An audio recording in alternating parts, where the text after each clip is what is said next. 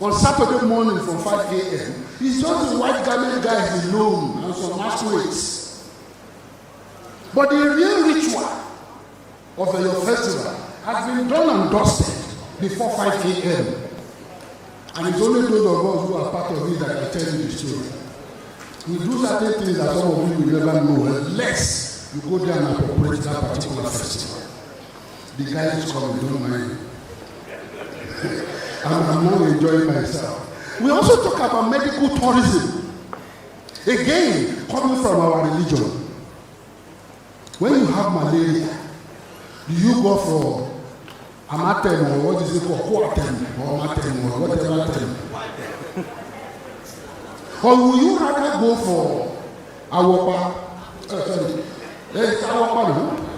That COLLOQUIUM, traditional COLLOQUIUM. When last did you patronize the alago beside your house? You start calling it fetish. Let me tell you a story. God will give you 3 minutes. I've been managing arthritis for more than 15 years. And when this pain comes, my wife is in this all. I will be looking like a baby. I will be crying internally because I don't want her to panic. Arthritis is wicked. But recently, somebody saw me, an Hausa man from Sokoto State.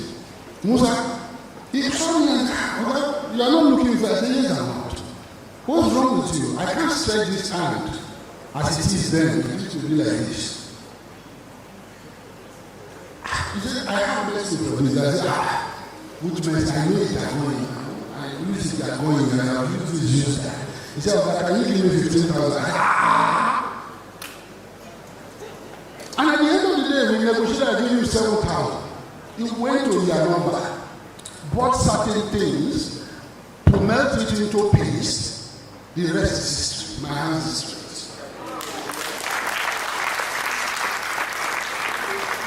Like I told you, my wife is in this hall. She can tell you the whole story too. It is this same Musa solution.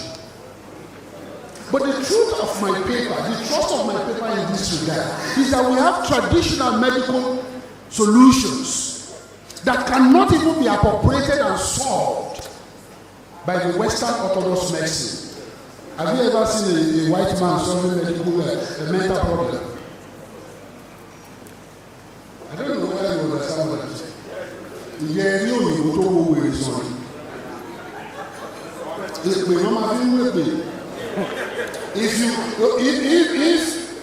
the Oyibo man can give you injection to become delirious, they don't have injection that will remove the delirium, the problem they are placed on you. We have both. We can make somebody mad and we can remove the madness. They are here to come up with a solution. Solutions will come. But what have they been treating those people that have been infected? Is my response to malaria? Don't you have solution to cough? We do. Or throat infection. Let it wake up in the morning, put a drop of it inside hot boiled water.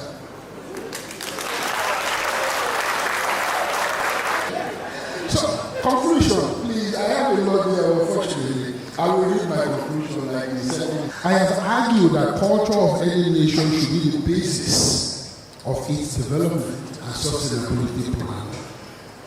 Why religion, ethics, morality, good neighborliness, language, food, social interaction, corruption, etc. I therefore did not advocate for wholesome appropriation of. There is need for huge investment into these sectors by government before they can start economic and development of our nation going forward. Olori Francis Messi, all other speakers here have ended their presentation by wishing you a happy birthday.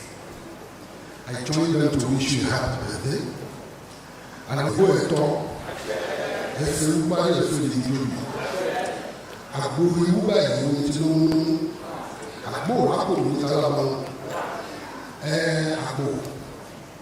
I go to tọ́kẹ̀ ló bá gbó wọn kì í jẹ mò ń sọ eléyìí láṣẹ ní gbogbo ẹ̀yin àgbàlagbà ló lè yan ẹ̀pẹ́ ẹ̀dàgbà ẹ̀dògbò ẹ̀ ti mọ àwọn ọmọ yín pẹ̀lú òkúlọ́dọ̀ àwọn yín náà mọ̀ yín wọn ò wá ní mọ̀ yín lásán mọ̀ yín dọ́jú alẹ́ yín tó bá dọ́jú alẹ́ yín ẹ̀rí rárùn alẹ́ òní lẹ̀ ìmọ́lẹ̀ ọ̀sán ti dá fún yín alẹ́ náà tó dá fún yín. Gbogbo àwọn tá a péjọ síbi iná tá a bá wọn ṣàṣeyẹ láì àṣeyẹ olùkúrò lé wa. Àwọn arígbá ti ṣe àwọn arọ́nà gbégbà. Èyí tí mo ṣe ilé tí mo sọ yìí àṣẹ mọ́ yín lára ọ̀ àṣẹ mélòó náà lára. Ó ti di kọ̀ǹkọ̀ ó ti kàn mí ó ti dọ̀ṣẹ́ ó ti ṣẹ́ mọ́ gbogbo ara. Àṣẹ bẹ́ẹ̀ nítorí kóbìnrin ló máa ṣẹ àṣẹ bẹ́ẹ̀ nítorí kọ́kùnrin ló máa ṣẹ. Èṣù lẹ́ ń gbọ́ yẹn o. Àtẹ́wọ́ àtẹ́wọ́ àtẹ́wọ́ àtẹ́wọ́ àtẹ́wọ́ fún bàbá wa ẹ ṣé àtẹ́wọ́ àtẹ́wọ́ ẹ jẹ́ ká dìde ká pàtẹ́wọ́.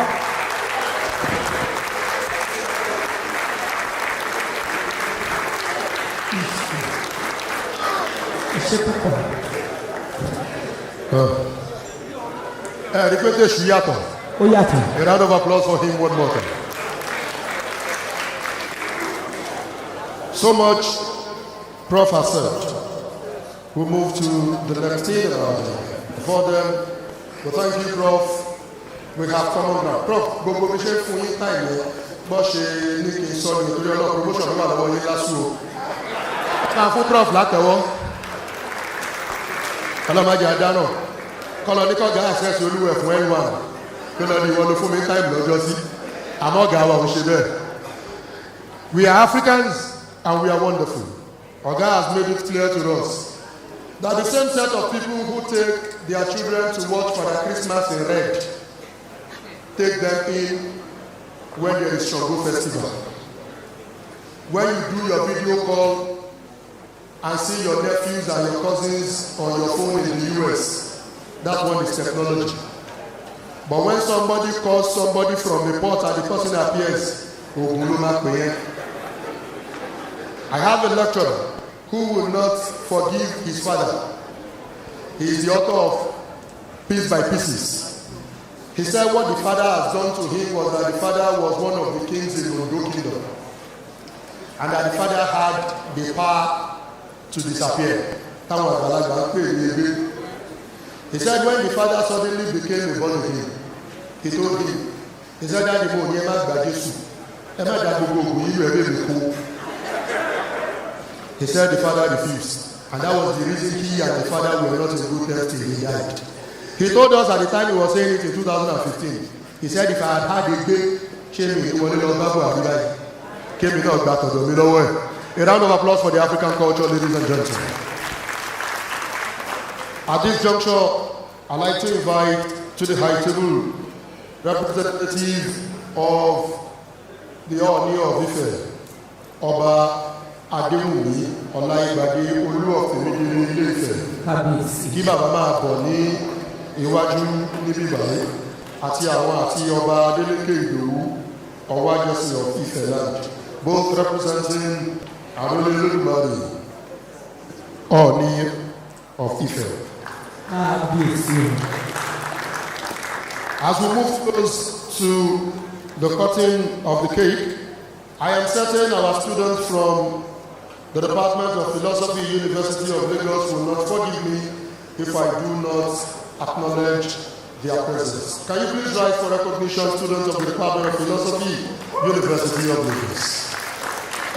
One of my mommy now, the balance in me. I think you recognize them. You're welcome. Thank you very much. Of the greatest last one. Apology, man. I want you to balance me. Shall we move on to the next on the agenda, which is the cutting of the cake? The cutting of the cake will be done in 3 months. Our core person, of course, is our celebrant, who will be part of it at every stage. But then we are going to do the cutting of the cake in 3 bits. First, we'll have the celebrant, his wife, and members of the Supreme Council of Reformed Ogboni Fraternity, ROF. Shall we have, ladies and gentlemen, with like music at the background, the loudest applause so far in this hall as we invite the celebrants, Olori Francis, as he comes close to the cake. Together, we want to celebrate this patriarch, this statesman, this gentleman, this man of cultural and traditional values. Make it louder for the celebrant, ladies and gentlemen. Olori Francis Meshioye. As he comes close to the cake, Olori ó máa ń jọra wọn, mo mọ̀ lórí mi ó máa ń dàpọ̀ lẹ́nu mi ni. Ọlọ́run jẹ́ a rí yín pẹ́. Okay, now that I've called Olori, permit me to now invite Olori. Ṣó lọ bẹ́ẹ̀ yẹn? Olori can now join him for the cutting of the cake. We have the staff of office of His Imperial Majesty Arole Olodumare Ooni of Ife. Shall we also have members of the Supreme Council of Reformed Ogoni Fraternity as they join for the first session of the cutting? All our royal fathers should please get ready as they shall be joining our patriarch next.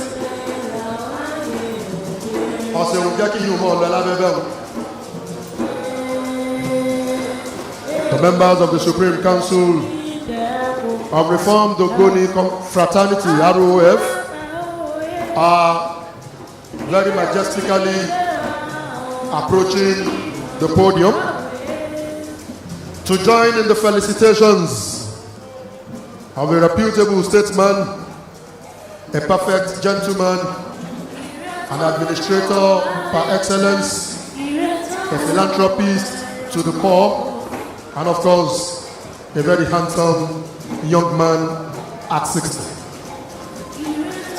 Ladies and gentlemen, may I ask, exempting our royal fathers, may I ask that we all rise to celebrate the man for whose sake we have all gathered today.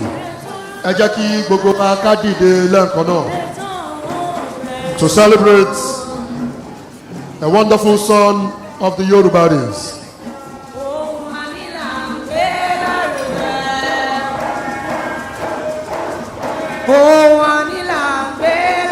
Bẹ́ẹ̀ni, èyí táwa ní rẹ̀. Hold it a little. Ladies and gentlemen, I have not been given an instruction on that, but I want to take the initiative.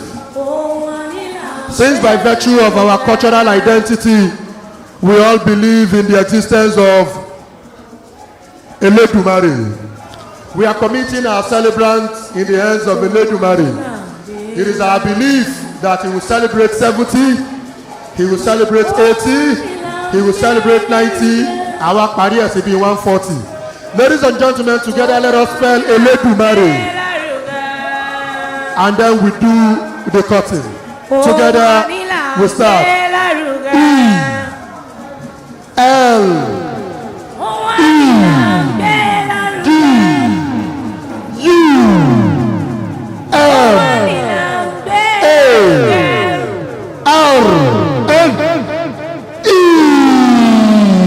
Give me the song now, give me the song.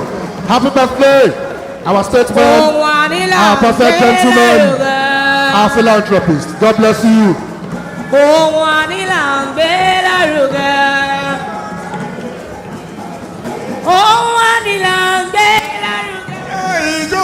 Mo ti ṣe tutorial.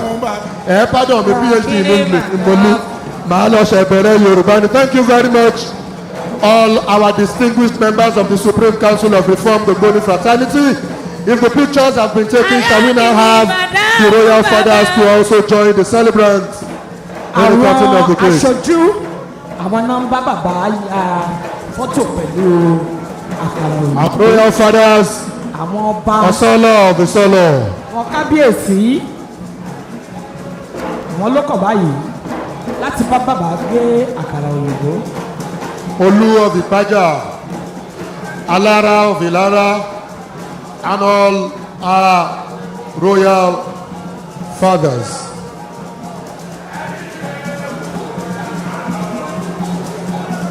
Dákun bá ń gbé kíní sókè díẹ̀, bá ń gbé sókè díẹ̀. Ọ ṣeun.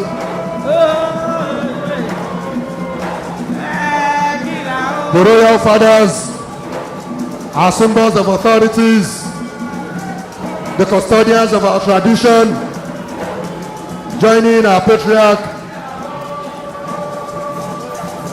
Olori Aláyélúwà, bàbá wa, kábíyèsí, wọ́n bá bàbá jẹ gbé àkàrà òyìnbó, bàbá ti ṣọdún iná, ẹ máa ṣe 70,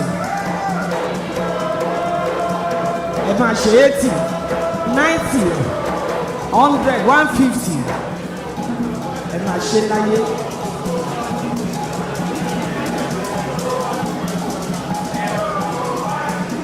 Please let us set in place the meals for the royal fathers as together they are converging for a meeting. Ladies and gentlemen, at this point, we are going to spell something else at this section.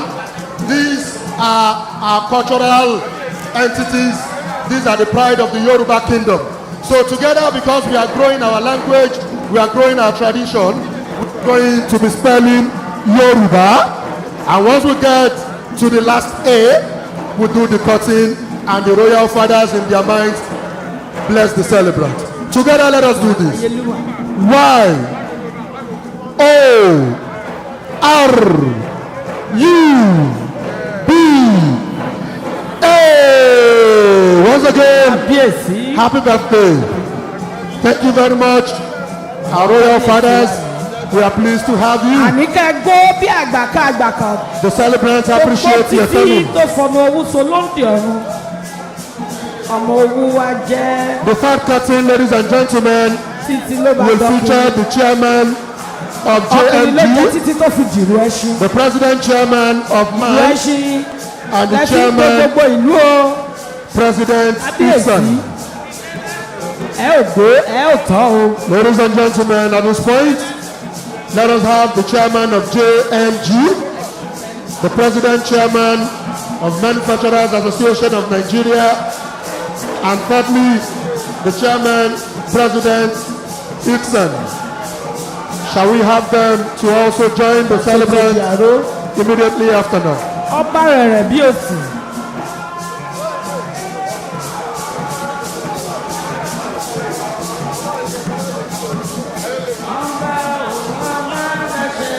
Ladies and gentlemen, I'd like to invite the president of EGBA Economic Summit. Wọ́n fún mi ní orúkọ náà. It was an oversight. I am extremely sorry about this. The president EGBA Economic Summit to please join the next round of cutting of the cake. Together with the chairman JMG, the president chairman of MAN, and the chairman president Iksan. Thank you very much, our royal fathers, for celebrating us, or celebrating with our celebrants today.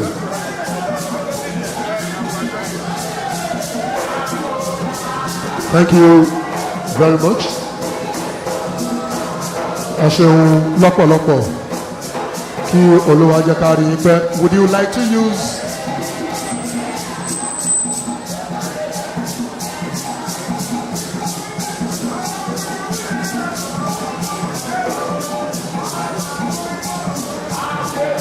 I guess the Council of Royal Fathers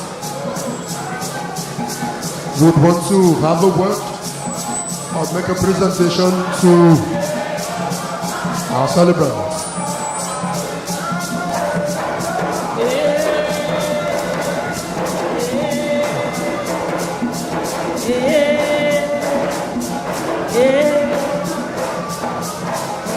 The Royal Fathers representing the Oni of Ife. Thank you very much.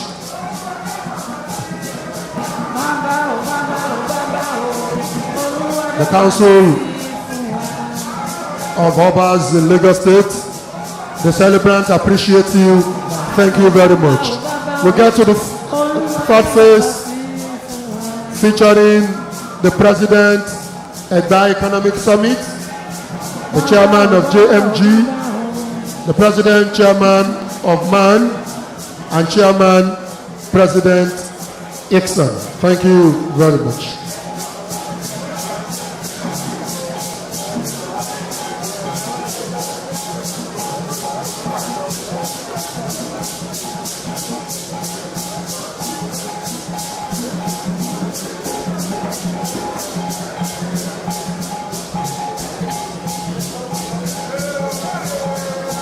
I'd like to also recognize and appreciate Prophet Ajimo, the celebrant and his entire family. Acknowledge your presence.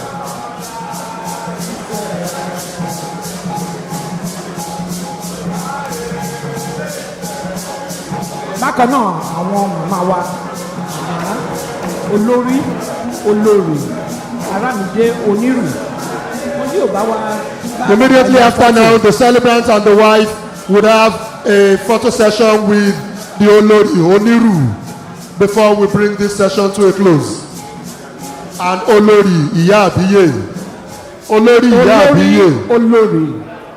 Olórí Arámidé Onírù.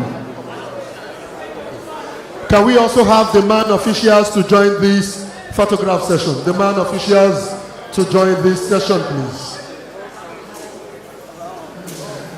Okay, can we have the man officials to join this session?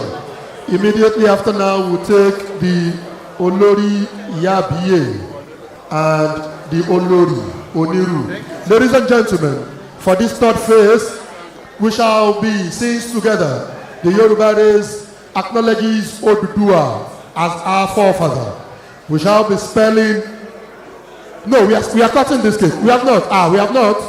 We are waiting for other members of MAN to join. Okay, are we complete now? Okay, so we can take the session now. The celebrant will cut the cake. So together, let us spell Oduduwa this time around. O-D-U-D-U-W-A.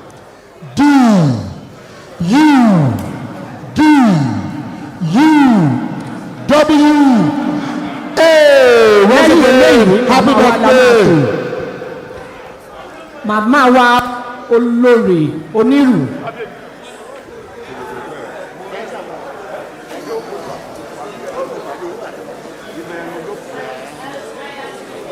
Well,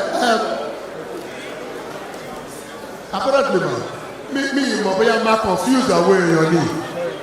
Okay, wọ́n ní sọ Yorùbá kí ni Odùduwà ní Yorùbá yẹn náà? O-D-U-W-A.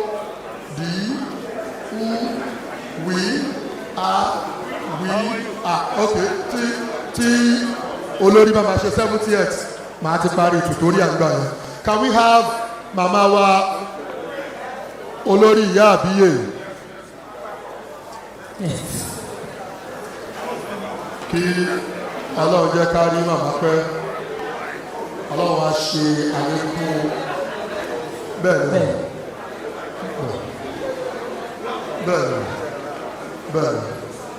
ó yẹ kí Professor Lámìdá ti ṣe tutorial Yorùbá fún mi dáadáa tó wá bí wọ́n kọ̀jẹ́ kólú ẹ máa sọ òyìnbó bí ará Amẹ́ríkà. Àbí mọ́mí bẹ́ẹ̀ ó ṣe yé mi ó kọ̀ dínkù díẹ̀ ni ó lọ fà. Yóò bẹ́ẹ̀ kó lolúwa rẹ̀ gbọ́ alẹ́máṣọ́ lóde lọ́yọ̀ọ́ díẹ̀díẹ̀ kí màmá wa máa wulẹ̀ kọ́ máa rọra. We have here the delegates of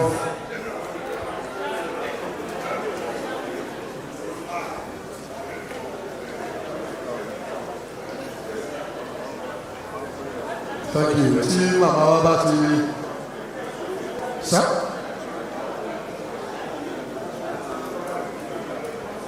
No, let's take picture. Yes, just pictures now.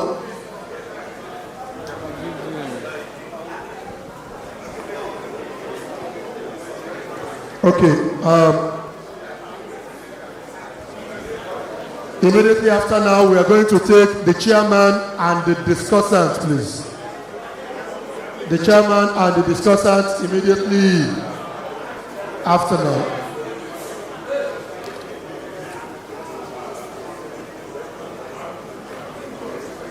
Bẹ́ẹ̀ni màá ló yà lọ. Àmín, àṣẹ, àṣẹ, àṣẹ, àṣẹ, àṣẹ. Thank you very much, our mother, the chairman, and other panelists, our renowned interjection.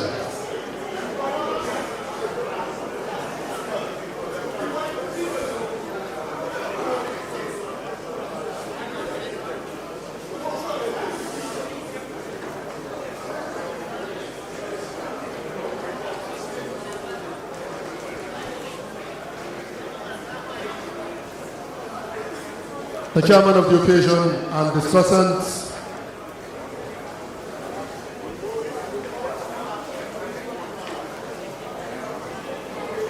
Having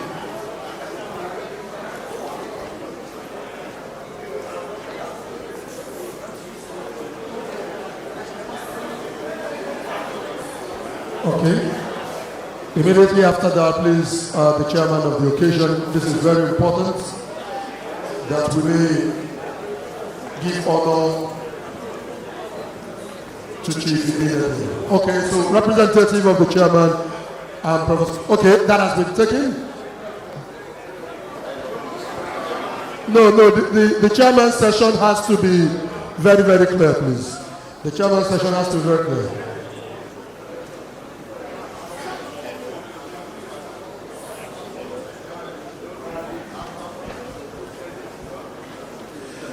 Please let us take the chairman now, please. Let's take the chairman and panelists now. Please, chairman, sir. The chairman of the occasion, please.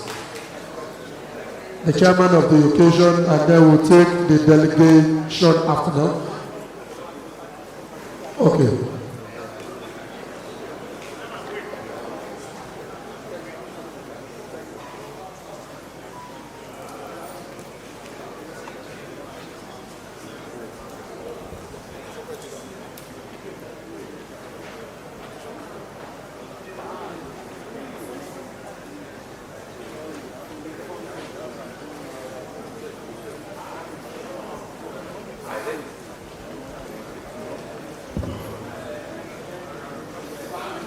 So we can have the chairman of the occasion and the other discussants now, please.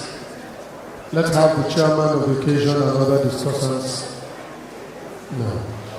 Okay, the chairman to the right, and then Professor Laguda.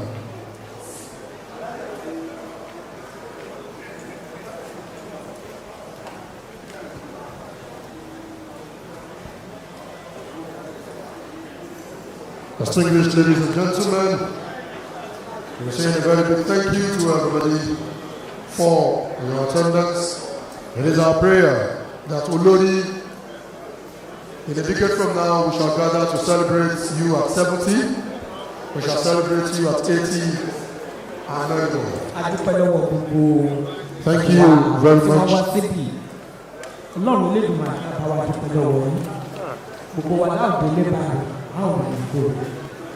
Ọjọ́ ayọ̀ tìmí kò ní jẹ́ ọjọ́ ìdìbàjẹ́ bí bàbá wa ṣe ní 60 wọn ní 70 wọ́n ṣe 100 150 bá wọn láyé. As we round off, ladies and gentlemen, lágbára Elédùà. Let us take the closing remarks from the chairman of the occasion, Chief Igbinedion, ably represented by our renowned professor.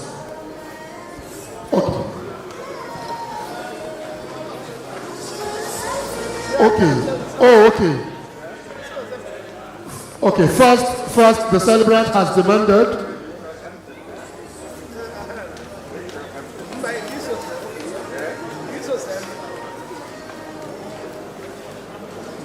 please can we have the children come for the photo session with the celebrant? First, the children, can we have the children come for a photo session with the celebrant?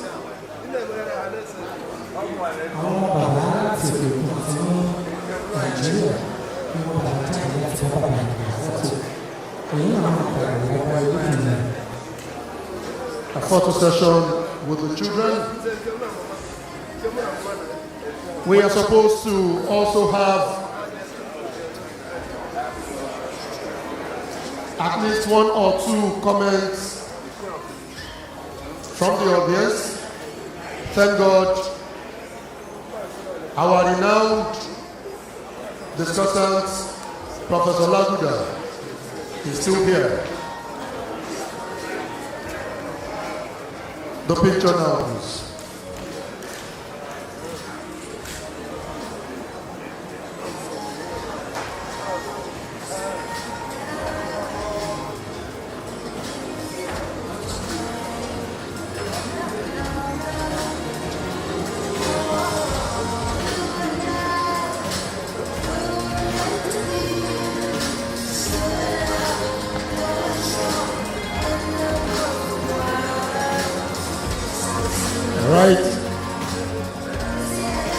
Here is a photo session with the children. This is evidence that the Yoruba race has transcended just the Nigerian community.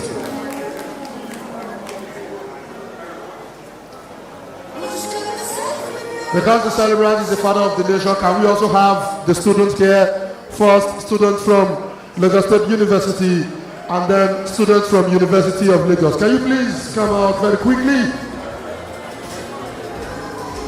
The representative from Nigerian Export Processing Zonal Authority. We've been told that the celebrant is a director there, and then they are extending their felicitations to the celebrant. We want the students to also have a photograph with the celebrant. I guess these are from Lagos University. Immediately after now, let's have those from the University of Lagos.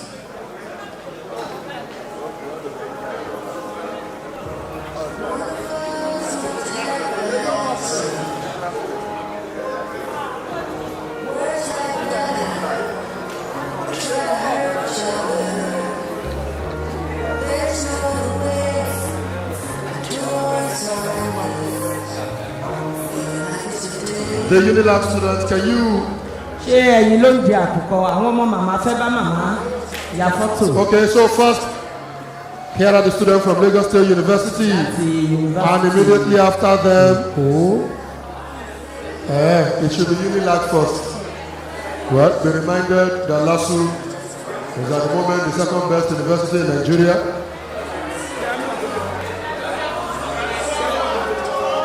Well, mommy. Here are students from Lagos State University, and immediately after we have students from the prestigious University of Lagos. I want to oh yeah, quickly, your session, very quickly. The staff of JMG would also want to have a photo session with him. Immediately after JMG, NEFSA, please. Can we please come out? JMG first, and then NEFSA, please. Very quickly, please. JMG, then NEFSA.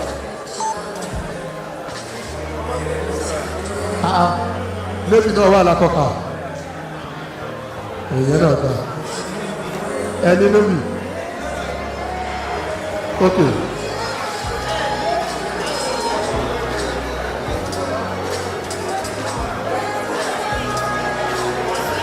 JMG immediately after now. NEFSA afterwards. They're boy Unilag, they're boy. All right, JMG immediately after now, please, and then NEFSA follows. We have to be very quick with this so that, okay, immediately after now, JMG right now, NEFSA next, and then Free Mrs. Okay. And then on the very special request of the celebrants, you would also be going up now for your photograph. Other women know that celebrants your photo. I'm on my suppression in my wash your photo. I don't call you much. I don't know. Somebody who never carry over that.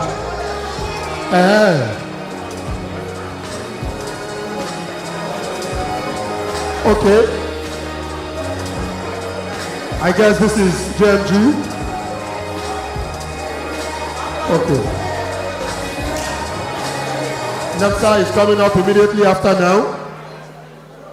Our distinguished guest, and then premises. Ladies and gentlemen, as gradually we are bringing this August occasion to a close. We are saying thank you to everybody on behalf of the celebrant.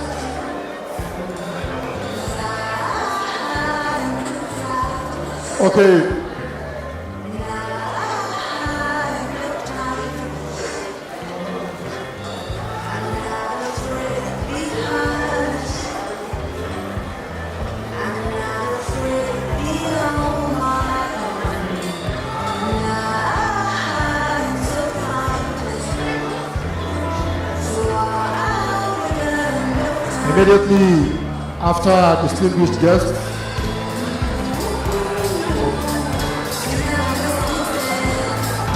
Immediately after our distinguished guest, the premises would also quickly take their photo session.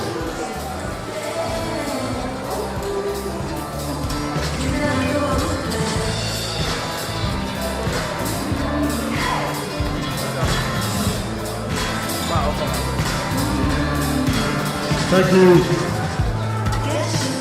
So I will guess the last but not the least, the premises. And then the event would have come to a successful and a commendable close. The chairman, sir, you are also honorably entitled to a photo session.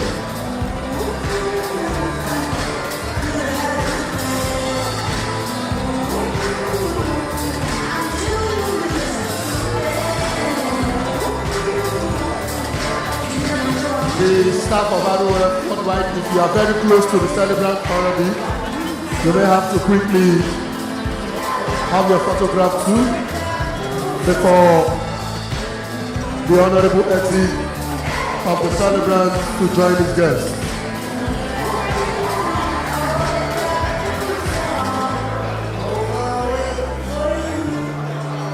Ladies and gentlemen, with gratitude, we are bringing this notable and historical colloquium to a close. It is our hope that the deliberations here today has been well noted by the entire guests. Lẹ́yìn òní, ẹ jẹ́ káwọn ọmọ yín sọ Yorùbá. Ẹ pè lọ́lá ń rewájú lé kò ṣe Josiah nìkan. It has indeed been a wonderful celebration.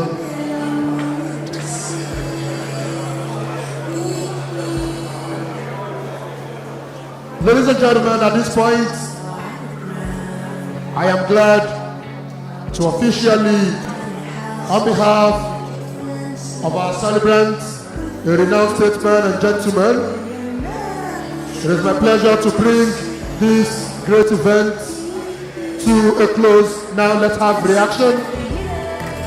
Sir, the students, okay. The celebrant has insisted that we take reaction from the students.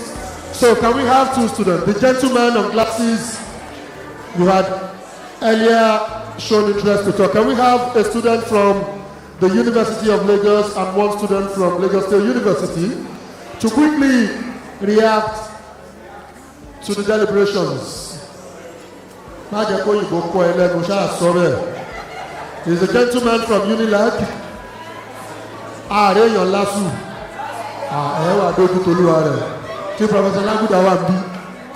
Okay, very quickly, tell us your name, your institution, and quickly let's have your reaction. If it is a question, tell us if you are directing it to one of the discussants or to the celebrant. Very quickly. Thank you very much, sir. My name is Kendi from the prestigious University of Lagos, Department of History and Strategic Study. So, in fact, firstly, I want to appreciate the organizer of this event. That's the Olori Francis Meshoye. In fact, it's been a privilege to be here, and the event is so historic with what I've learned from. But my question goes to the last discussion on the issue of traditional medicine and healthcare. Looking at the way traditional medicine and healthcare have been, what do you think can be done to solve the problem of methodology? Because when you look at the issue from the grassroots, even today, sir, you can just go into any of these BRT buses in Lagos and you see people displaying, advertising traditional products and the like. But these are products that are not being guided by methodology. So how can this challenge be solved in respect to the potency of traditional medicine and healthcare in Nigeria? Thank you. Tẹ́yìn bá wọ ọmọ ìdàdà ń kọ project lọ́wọ́ ni. Methodology yẹn ṣe bí ẹni dùn lẹ́nu ẹ̀. We'll take the second question and then Professor Laguda will react simultaneously. Ìwọ náà fún ìbò ńlá lábẹ́rẹ́ question. Kẹ́ lè mọ̀ wípé ọlọ́tọ̀ ní tòun ọ̀tọ̀ ọmọ lásù sọ pé Yorùbá lòun fẹ́ lò. We are proud of you. We are LASU. We are LASU. Ẹ káàsán níbí mo kí ọmọdé mo kí àgbà mo kí bàbá wa olórí tí a mọ̀ sí Remimi nílẹ̀ Yorùbá Meshioye Francis àgbà túbọ̀ dálẹ̀ fún yín sá. Orúkọ tèmi ni ọ̀gbẹ́ni Hasan Ridwanullah tí àwọn èèyàn mọ̀ sí aláṣeyọrí. Ẹ ṣeun láti ẹ̀ka ẹ̀kọ́ ẹ̀rọ ìbánisọ̀rọ̀ àti èdè Yorùbá ní Ifáfitì ìpínlẹ̀ LASU níbẹ̀ yẹn. Èkó ò ní bàjẹ́ láéláé. Lẹ́ẹ̀kan sí mo kí gbogbo wa tí a wà níbí àti gbogbo àwọn tí wọ́n wá bá bàbá wa ṣe àjọyọ̀. A dẹ̀ kí bàbá wa Professor Laguda àgbáyé àtúbọ̀ dálẹ̀. Mo kí àwọn olùkọ́ mi náà. Ohun tí mo rí sí ìkàlẹ̀ yìí òun ni wípé tí a bá fi lè máa rí púpọ̀ nínú àwọn àgbàlagbà àtẹ̀yìn bàbá wa tí ẹ ti rọ́wọ́ mú ní ìpínlẹ̀ àti ní orílẹ̀-èdè wa yìí á túbọ̀ fún àwa tí a ń bọ̀ lẹ́yìn ní ìgbìyànjú àti ìwúrí pé kí a lè túbọ̀ gbìyànjú láti máa ṣe ìkúnlápá àti ìkúnlọ́wọ́ lórí ẹ̀kọ́ wa àti gbogbo nǹkan tí à ń ṣe. Ìbéèrè mi fún ọ̀jọ̀gbọ́n Laguda ni wípé ẹ dákun kí ni àwọn ìgbìyànjú tí ẹ rò pé a lè ṣe tí èdè Yorùbá ò fi ní parun gẹ́gẹ́ bẹ́ẹ̀ ti ṣe sọ fún wa àti ìgbìyànjú tẹ́ lè ṣe fún wa tí yóò fi di ìlú mọ̀ọ́ká káàkiri gbogbo àwọn ifáfitì wa ní Nàìjíríà. Ẹ ṣeun lẹ́ẹ̀kan sí. May I quickly, thank you very much.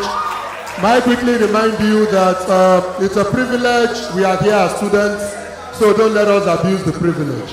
All right, the discussants will be reacting to the questions. Let us maintain perfect decorum so that we can learn. My Lord Academic, Professor Laguda. Thank you, guys. I must admit to the first speaker that methodology is a problem. Just like it's a problem, of course, in all human endeavors, there's always challenges. And if it's a problem, we can sit down together and solve the problem. It's about measurement, it's about pharmaceutical, it's about dispensation, dispensing the drugs, it's also about consultation. But this can be solved. It's a tools, and I know people can solve them. Now, the issue of language is about, are you using the language at all? It's the usage. If you don't use language, you stand the risk of losing the language over a period of time. Because there's going to be a future. And because there's going to be a future, it's starting now to give it to those behind you, to your children, to your grandchildren to speak the language so that they can now go into the future. Otherwise, it goes into extinction and it will be difficult to retrieve them. Go and see the effort in Australia. Go and see the effort in America to bring up their traditional languages. You will be amazed the way government put money into it. You have to bring these two together. And that is a problem. So investment is a challenge there. How do we fund this effort? And that is where I want to bring it. Thank you very much.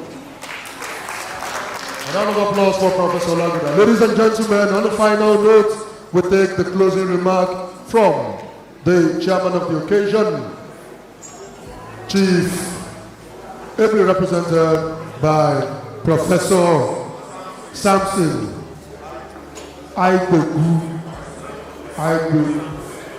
Samuel Bangbabe. Prof, your closing remarks, sir.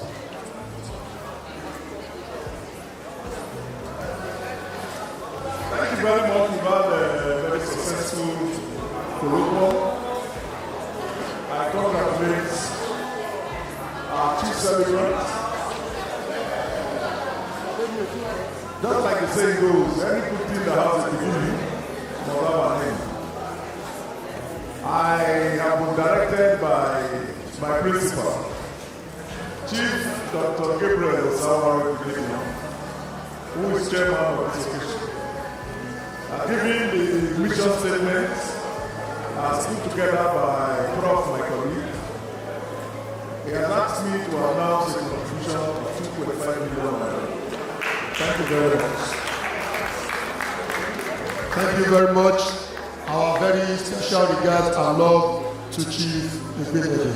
Distinguished ladies and gentlemen, at this juncture, we once again felicitate our statesman and we say a very happy birthday to you. On this note, officially we bring the event to a close, and as we go out, our refreshment packs would be handed over to us. A very quick reaction.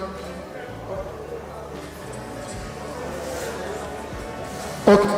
Because the celebrant is a patriotic Nigerian, he would want us to take the second stanza of the national anthem as we close. Ibi láti máa mọ̀ wọ́n student tí wọ́n mọ̀ wé. Gbogbo ariwo yíyẹ pánsì ìtafẹ́kọ̀ second stanza. Shall we all rise for the second stanza of the national? Second stanza, please. Second stanza, please.